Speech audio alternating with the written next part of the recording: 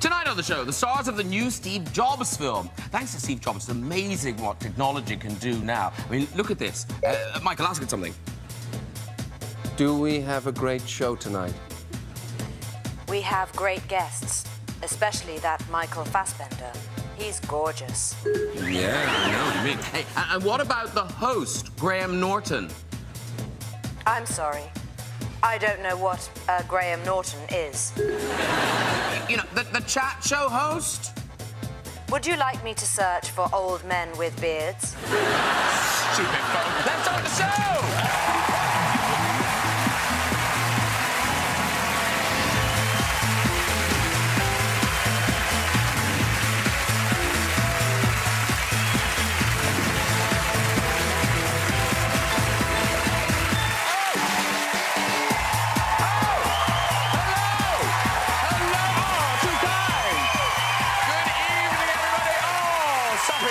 Good evening and welcome. Great lineup for you tonight. And hey, there's bound to be some computer talk.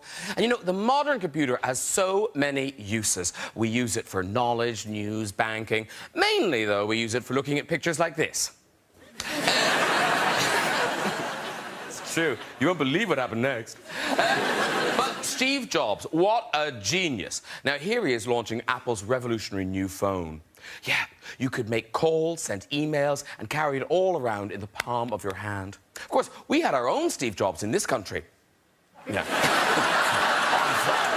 Hey, let's get some guests on. Later, we'll have music from pop superstar Ellie Goulding, everybody. Yeah. But first, this man exploded onto the music scene with his debut album, Get Rich or Die Trying, one of the biggest-selling hip-hop artists of all time. Now he's back with his new single, 9 Shots. It's 50 Cent! 50 Cent! Hello! Hi! Very good to see you again. Nice to welcome back. Everyone loves this lady. She's made us laugh and cry, playing characters from Mrs. Overall to Mo Molam, now starring in the movie Brooklyn. Please welcome Julie Walters!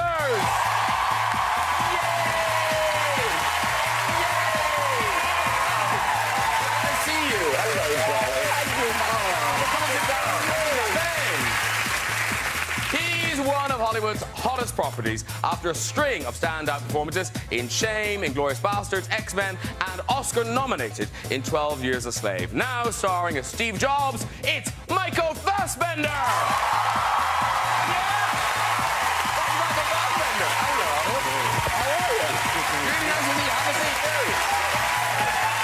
And starring with Michael and Steve Jobs, this lady shot to fame in Titanic 18 years ago and has gone on to win 3 Golden Globes, a Grammy, an Emmy, and an Oscar. She's one of our greatest Hollywood exports and one of my favourite actresses. It's Kate Winslet!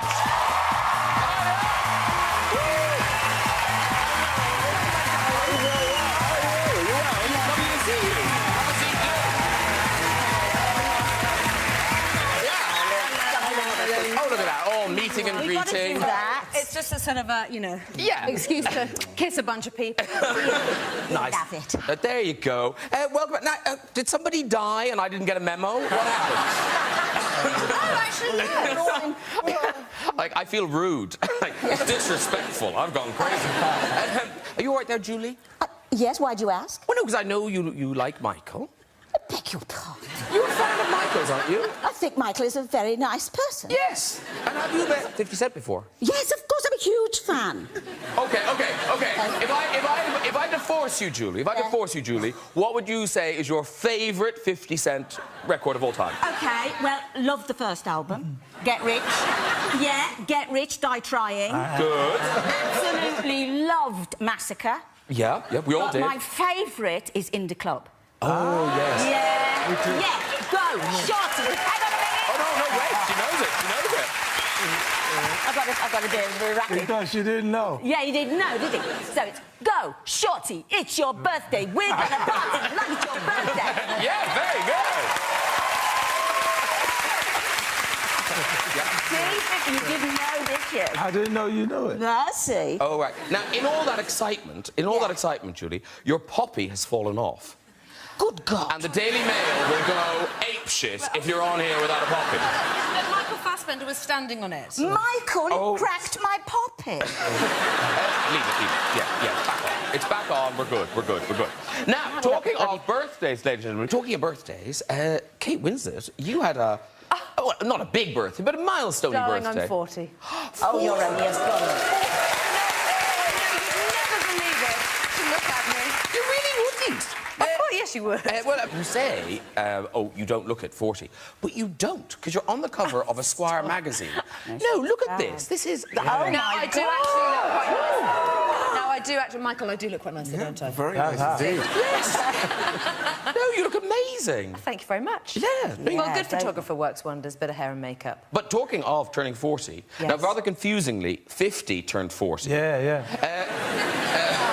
Also looking very well 50. Don't show my pictures now. No, we're showing your after picture that, because you decided, turned 40, you thought, I'm going to do a magazine cover. Yeah, I said I wasn't going to be fat. No. 40. I didn't want to do that, you know, because I just finished shooting with the Southpaw film with Jake Gyllenhaal and Forrest Whitaker, and I was like cuddly for that one. It's like nice and soft. I was playing a promoter while they were playing professional fighters, so it didn't make sense for me to be all, you know, ripped up. And I gave myself the excuse to go get in shape after. And the magazine you chose to appear on was Muscle and Fitness. Wow. Check that out. Like that. Definitely do. There are so many 40-year-olds watching this going, it's over. We're done. And now, Michael Fassbender, did you have a big birthday recently? Well, recently in April. April 2nd. Okay, because we found this picture online, and honest to God, we didn't make this picture. Okay. I think we Googled Michael Fassbender and birthday, Okay. and I swear to God, this is the picture that came up. That was last April. Happy days! That was a good one. Adorable.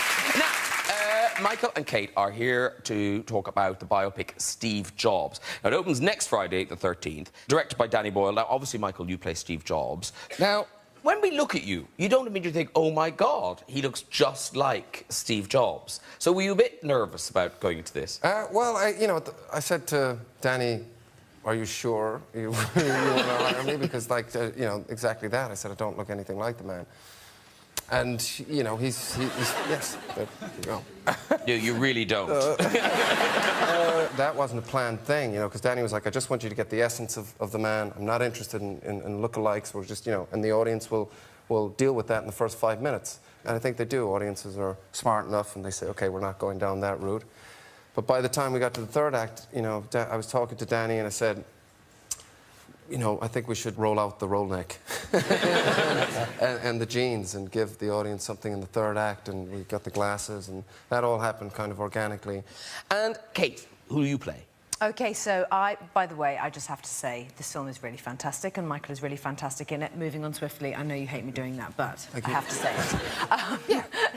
I play a woman named Joanna Hoffman. I look absolutely nothing like her at all. There's the real. There's the real. That's her now. That's closer to her now. She was the head of marketing for the Macintosh, and she stayed in Steve's life as a friend for a very long time. And in the film, she's very much like his right-hand woman and his work wife. She's a hot-headed Polish Armenian woman, and she arrived complete with accent for the read-through on the first day. That's annoying. No, That was annoying. Oh, God, we were beside ourselves. We were beside ourselves with fear. Because with biopics, often people have a lot, you know, you have a lot of license. But this is such recent history. Everyone's got an opinion on what happened to the man. How do you think he fares? Do you think it's fair? Do you think he's let off easy? Do you think it's harsh? Well, it's kind of hard for me to say, because even, like, when I was reading the script and when, you know, Danny was saying, you know, he's being quite difficult here, or, you know, he's not that likable. I just saw somebody who was literally trying to move mountains, you know. I mean, he had a vision from the mid-70s that, you know, we're experiencing now, you know, 35 years later and plus. Yeah. And so trying to drag everybody along to his vision, I think required an awful amount of focus, determination, and drive. And I think perhaps there was a little bit of lack of patience on his part, putting it maybe mildly, but, you know, it took an extraordinary amount of energy to get there. And I think he demanded the very best from people. Well, listen, we've got a clip. This is your character, Kate, confronting Steve Jobs, not as an inventor or an